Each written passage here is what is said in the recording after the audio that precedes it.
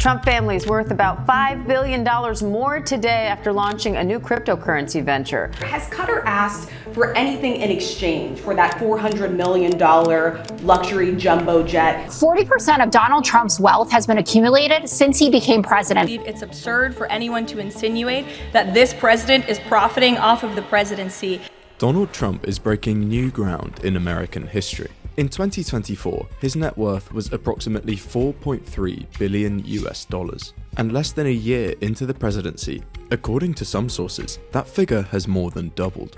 But not in the way you'd expect. Most of Trump's new wealth doesn't come from real estate, or media, or any of his previous ventures. Instead, it comes directly from the office of the presidency. And it's happening in broad daylight. Trump used to call cryptocurrency a massive scam. Now he calls himself the crypto president, and he's launched meme coins, NFT collections, and even a new company, World Liberty Financial. He paints this as his grand plan to make America the crypto capital of the world. But when you actually follow the money, the illusion falls apart. Because when you realize who is funding these projects, what they're getting out of it, and just how much money Trump is making, there's a web of corruption on a scale America has never seen. This is how politics became Donald Trump's most profitable business.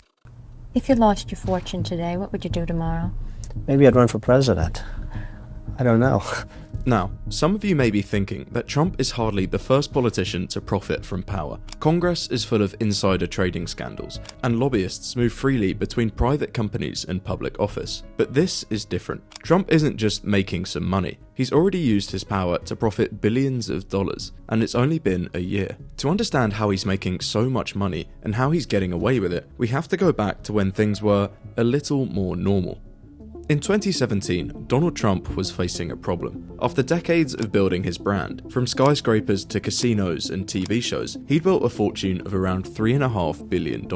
And now, after years of talking about it, he'd finally won the presidency. Technically, US presidents are allowed to keep their businesses, but running a global company while also running the country wasn't exactly practical. When reporters asked what he would do, Trump's lawyer argued that he should not be expected to destroy the company he built. So instead, Trump took a different route. He announced that his assets would be placed in a blind trust for the duration of his presidency. His sons would assume day-to-day control of his companies, and they promised not to pursue any foreign business while their father was in office. Trump was doing this because he wanted to prove he was putting the country before profit. He even turned down a deal in Dubai, which, according to him, was worth $2 billion. And so, in Trump's first term, his company stayed afloat. But if anything, the presidency was more of a liability than a business opportunity. You see, Trump's first term came with investigations into Russian interference, impeachment trials, and of course, COVID-19. By 2021, he was only worth $2.1 billion, meaning he'd lost over $1 billion.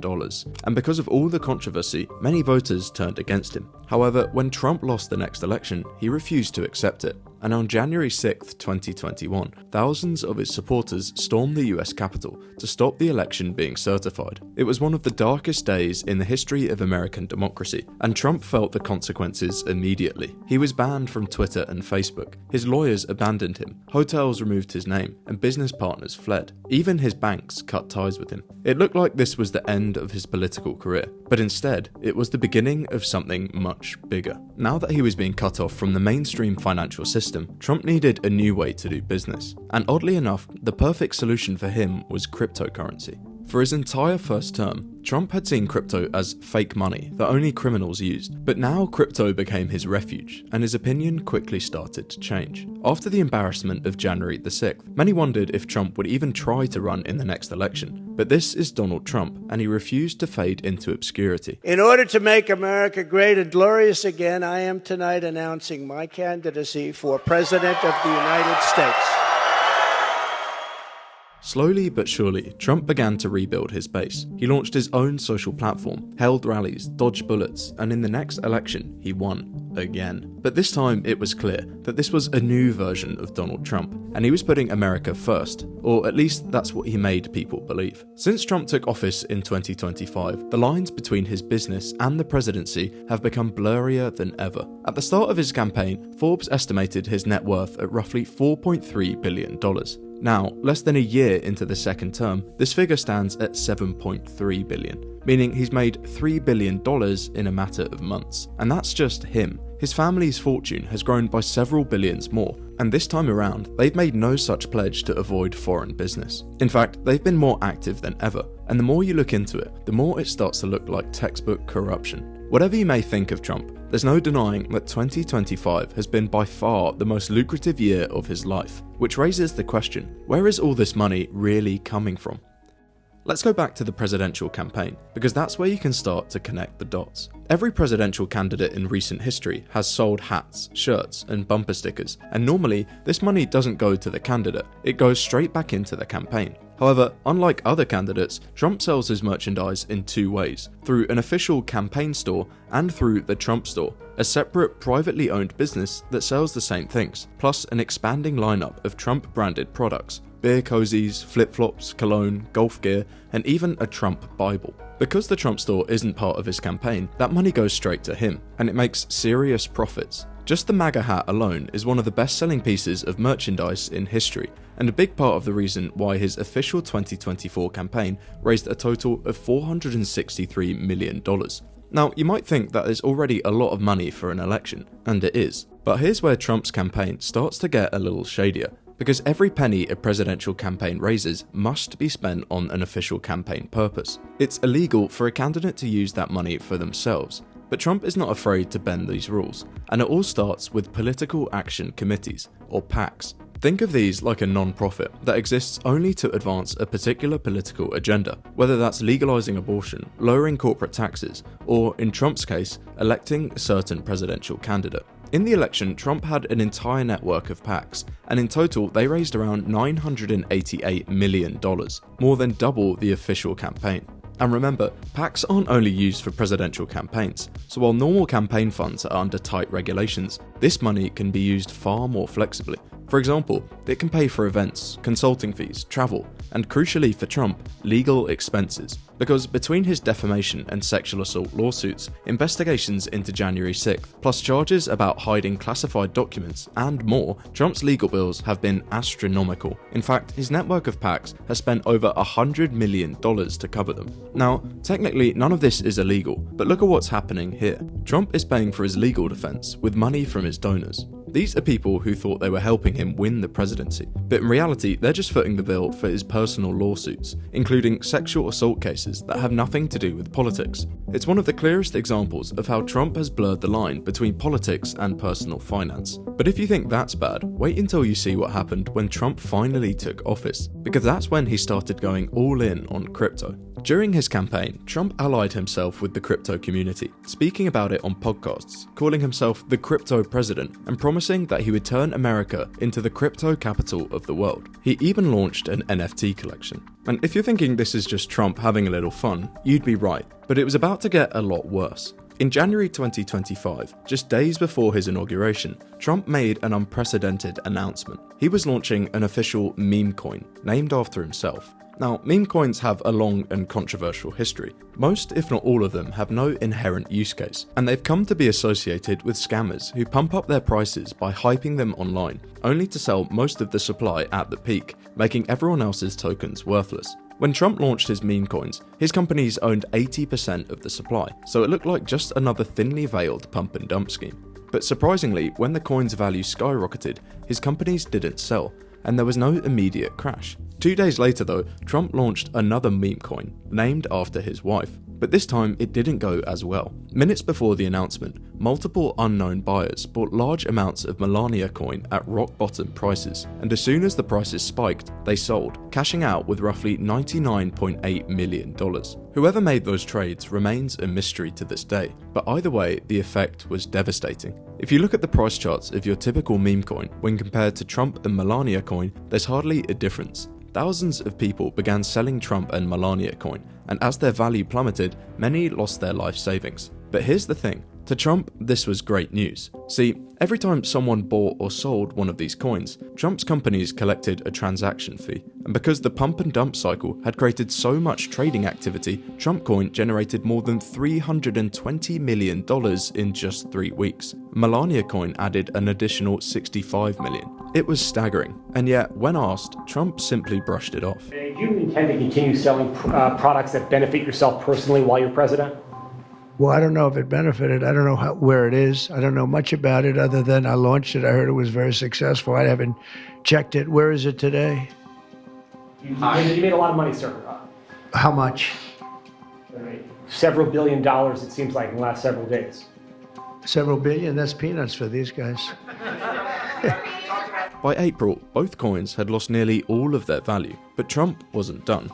That same month, he announced a private dinner for the 200 largest holders of the token, which brought in even more money. One senator called it the Mount Everest of corruption, and it's not hard to see why. Trump, the President of the United States, was basically holding a public auction, selling access to himself. Now, the reason this dinner drew so much controversy was because it happened in public. But behind closed doors, this kind of stuff was happening all the time. In Trump's first 7 months in office, he spent nearly a third of all of his time at his own properties, especially Mar-a-Lago, his private resort in Palm Beach. And here's the thing, when he first entered politics in 2016, the entry fee for Mar-a-Lago was around $100,000. Today, it's gone up to $1 million. It's 10 times more expensive, but the place is as full as ever. Of course, whether people are paying that $1 million fee for the golf course or for access to the president is impossible to know for sure, but it certainly looks like if you want to talk to Trump or the people in his circle, you can now just pay the price. Either way, the results are indisputable. In 2014, Mar-a-Lago brought in around $10 million in revenue for Trump, but by 2024, that number had grown to $56.9 million. Now, so far, everything we've talked about, the resorts, the merchandise, the campaign funds, even the meme coins, it's ethically questionable, but technically none of it is illegal. What comes next, though, goes far beyond that. Trump could very well be breaking the law here, and if the claims are true, it's corruption on a scale America has never seen before. You see, back in September 2024, Trump and his family announced World Liberty Financial, a new company for them to invest in, launch, and promote cryptocurrency projects. Trump himself held an official role within the company as its chief crypto advocate, and the Trump family collectively owned about 40% of the company, while the rest was distributed amongst its founding partners. The company also announced the launch of the World Liberty Token, a cryptocurrency promising to bridge the gap between decentralized and traditional finance. At first, the token didn't garner much interest, but everything changed when Trump won the election. Almost immediately, Justin Sun, a billionaire crypto entrepreneur who was also being investigated by the SEC, bought $75 million worth of World Liberty tokens, which then attracted over $500 million from other investors, making Trump personally over $50 million. Perhaps not surprisingly, when Trump took office, the investigation into Justin Sun was suddenly put on hold. So, Sun invests in Trump's company, Trump makes millions of dollars, and Sun's investigation is put on hold. The optics aren't great, but individually, perhaps this set of events could be dismissed as a simple coincidence. Except, it's not the only time something like this has happened. In March 2025, just a few months into the presidency, World Liberty Financial made another announcement. They were launching their very own stablecoin, USD1. A stablecoin is like a virtual copy of a real-world currency, like in this case, the US dollar. People buy them because unlike other cryptocurrencies, their prices don't fluctuate, so it makes crypto payments much simpler. On World Liberty's side, offering a stablecoin would turn them into a sort of bank. In theory, it's a simple but powerful model. People would buy USD1 using real money, and they would then make some safe investments that would guarantee a small return. It's basically free money. But here's where things start to potentially get corrupt, and also a little complex, so pay attention. A month after launching USD1, World Liberty announced its first major customer, the ruling family of the United Arab Emirates.